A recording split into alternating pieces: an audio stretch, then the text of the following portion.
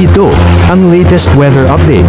Alamin ang pinakasariwang ulat panahon ngayon dito sa Information TV Educational Channel.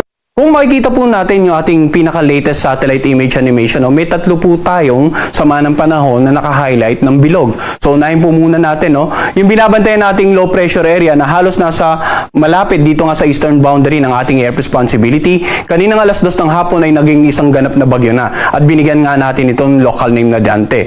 Si Dante ay tinatayang nasa layong 1,130 kilometers ang layo, silangan ng Northern Luzon. Taglay nito, ang lakas ng hangin umabot hanggang 45 kilometers per hour malapit sa gitna nito at ang pagbugso naman ng hangin ay abot hanggang sa 55 kilometers per hour. Sa kasalukuyan, kumikilos ito sa direksyong north-northwestward naman sa bilis na 20 kilometers per hour. Samantala, yung isa namang low pressure area na mas malapit nga dito sa silangan ng Northern Luzon ay tinatayang nasa layong 155 kilometers east-southeast ng Basco, Batanes.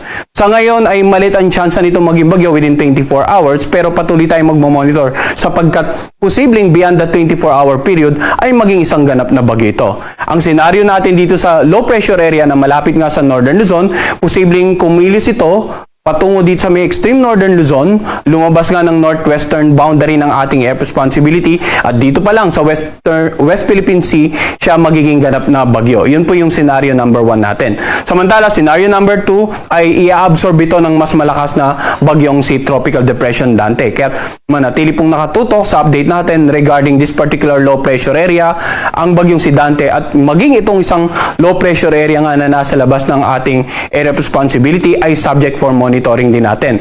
Wala tayong nakikitang direktang interaction nitong low pressure area nito dito sa dalawa pang weather system sa loob ng ating PAR, subalit yun nga, patuloy natin i-monitor at magbibigay tayo ng update sa ating mga kababayan kung magkakaroon po ng development.